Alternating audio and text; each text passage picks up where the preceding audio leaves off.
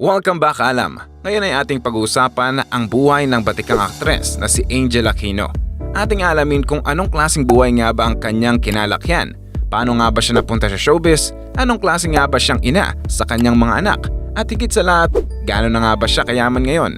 Ngunit bago tayo magpatuloy, Kaalam, ay siguraduhin na nakapag-subscribe ka na dahil marami pa tayong alaming kwento na kapupulutan mo ng aral sa channel na ito. Personal na buhay. Si Angelita Velasquez Aquino o mas kilala sa tawag na Angel Aquino ay pinanganak noong February 7, 1973 sa probinsya ng Dumaguete.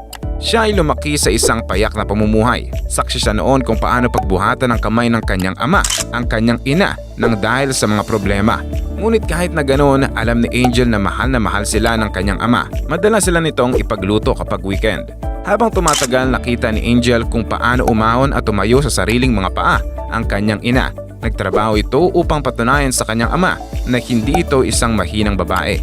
Matapos nga noon ay napagtanto ng ama ni Angel ang pagpapahalaga sa asawa, dahilan upang matigil ang pananakit nito sa kanyang ina. Ang karanasan na iyon ay siyang nagbukas sa isip ni Angel na kahit na babae ay hindi dapat na sinasaktan. Siya ay nag-aral ng elementarya sa paaralang elementarya ng Barangka sa Marikina.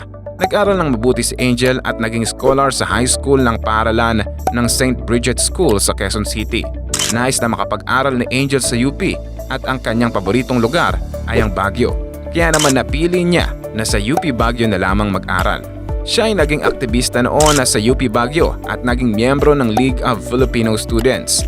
Ayon sa kanya, sumali siya rito upang ipahayag ang mga sentiment niya para sa lipunan. Ngunit kailanman ay hindi siya naging speaker ng grupo nila dahil natatakot siya. Sa halip siya ay nagsilbing tagahawak at tagasulat ng placards kapag mayroon silang mga rallies. Sa edad na 19, nagbago ang buhay ni Angel Aquino bilang estudyante.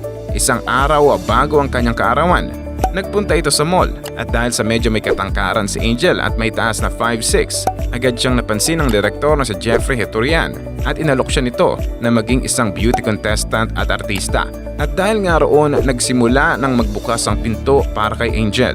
Sa hindi inaasahang pangyayari sa edad na 19, nagdalang tao si Angel nang mabuntis siya noon ng kanyang kasintahan na si Ian Bernandez. Isinilang nga ang kanilang panganay na anak na si Iana Aquino Bernandez noong July 1993. Kasalukuyang itong artista at producer sa pangalang Iana Bernandez. Siya ay lumabas na sa ilang mga pelikula, kagaya na lamang ng Gusto Kita, With All My Hypothalamus Metamorphosis, at Ang Babae at Baril.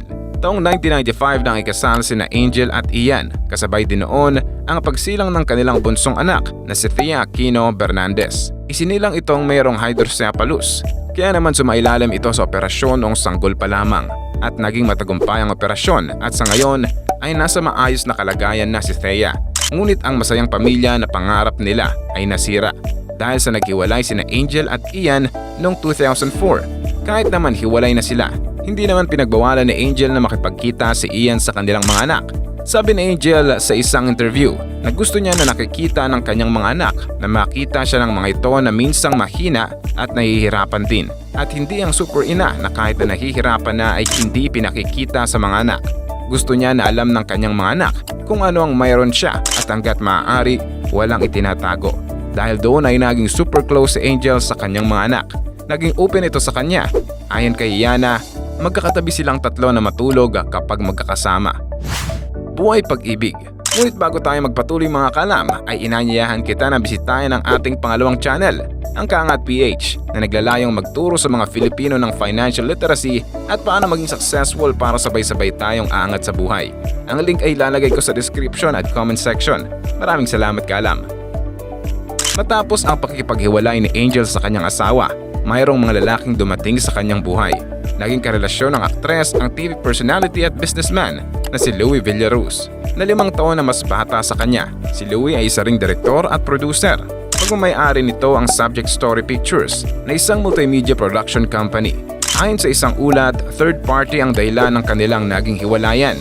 Ngunit itinanggi naman ito ng aktres. Tumagal ng 4 na taon ang kanilang relasyon. Isa rin sa naging karelasyon ni Angel noong 2016 ang isang Filipino-Iranian engineer na si Prasad Pakdamanyan na mas bata rin sa kanya. Nagkakilalang dalawa sa Boracay noong 2015. Mula sa isang Instagram post, sinabi ni Angel na isa raw stranger si Prasad. na naging isang napakagandang sorpresa. Ngunit walang nakakaalam kung magkarelasyon pa rin ang dalawa hanggang ngayon. Isa sa ikinakabit kay Angel Aquino ang aktor na si Tony Labrusca matapos ilabas ang trailer ng Glorious. Talaga namang nag-iinit ang mga tao na mapanood nila ito. Maging sa social media ay pinag-uusapan. Pinagbibidahan kasi ito ni Angel kung saan katambal niya dito, si Tony Labrusca. Ngunit wala pang opisyal na pahayag ang dalawa kung nasa relasyon nga ba sila. Karera. Si Angel ay isang kilalang film at television actress. Siya ay kasalukuyang nasa ilalim ng ABS-CBN Talents. Si Angel ay unang lumabas sa Mombaki noong 1996. Nakilala rin siya sa kanyang pagganap bilang kontrabida sa mga palabas na Encantadia, Pag-ibig hanggang wakas noong taong 2006, Magkaribal noong 2010, Apoy sa dagat noong 2013. Unang sumikat si Angel noong naging TV host siya sa F, ang longest-running lifestyle show ng ABS-CBN noong 1999. Nakatanggap din siya ng parangal bilang Best Lifestyle Host mula rito. Nakagawa na ng napakaraming mga proyekto si Angel sa telebisyon at pelikula. Sobra siyang nakilala dahil sa palabas nila ni Tony Labrusca na Glorious na naging trending sa social media. Sa ngayon ay gumaganap siya bilang Diana Oligario sa FPJ's Ang Probinsyano. Si Angel ay maraming beses nang lumabas sa Maalaala Mo Kaya at Once Upon a Time.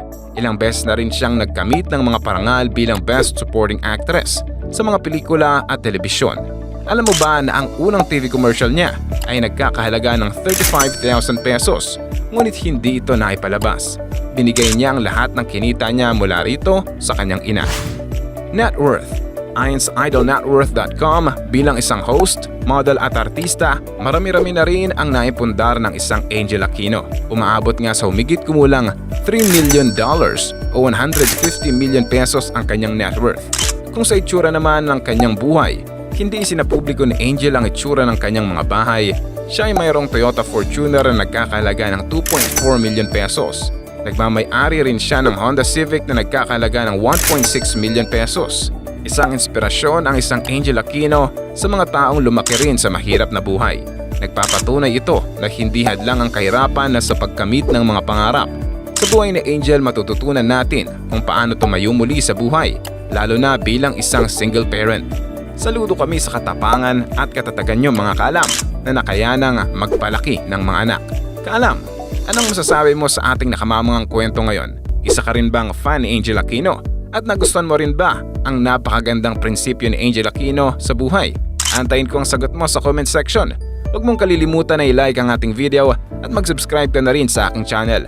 At siguraduhin na panoorin ang next videos na siguradong magugustuhan mo.